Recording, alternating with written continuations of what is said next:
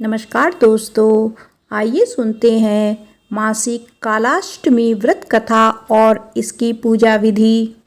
यह उपवास हर मास कृष्ण पक्ष की अष्टमी तिथि को रखा जाता है।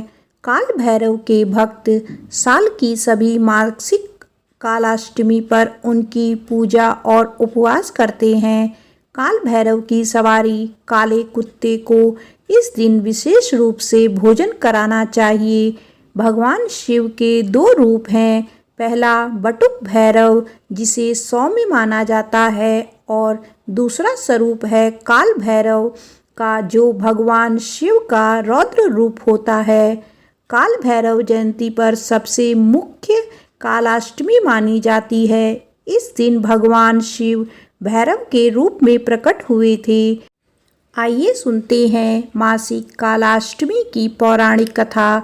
कालाष्टमी की एक पौराणिक कथा के अनुसार एक बार की बात है कि ब्रह्मा, विष्णु और महेश इन तीनों में श्रेष्ठता की लड़ाई चली।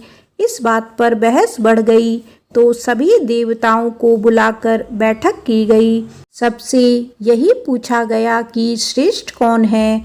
सभी ने अपने अपने विचार व्यक्त किए और उत्तर खोजा, लेकिन उस बात का समर्थन शिव जी और विष्णु ने तो किया, परंतु ब्रह्मा जी ने शिव जी को अपशब्द कह दिए।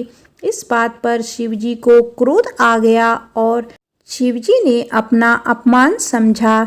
शिव जी ने उस क्रोध में अपने रूप से भैरव को जन्म दिया। इस भैरव अवतार का वाहन काला कुत्ता है।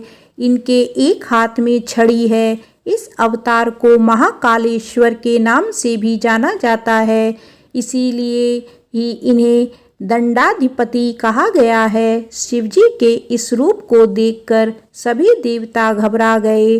भैरव ने क्रोध में ब्रह्मा जी के 5 मुखों में से एक मुख को काट दिया। तब से ब्रह्मा जी के पास 4 मुख ही हैं। इस प्रकार ब्रह्मा जी के सिर को काटने के कारण भैरव जी का ब्रह्म हत्या का पाप आ गया। ब्रह्मा जी ने भैरव बाबा से माफी मांगी, तब जाकर शिव जी ने अपने असली रूप में आए। भैरव बाबा को उनके पापों के कारण दंड मिला, इसीलिए भैरव को कई दिनों तक भिखारी की तरह रहना पड़ा। इस प्रकार कई वर्षों बाद वाराणसी में इनका दंड समाप्त होता है। इसका एक नाम दंडपाणि पड़ा था। ये सुनते हैं मासिक कालाष्टमी का महत्व।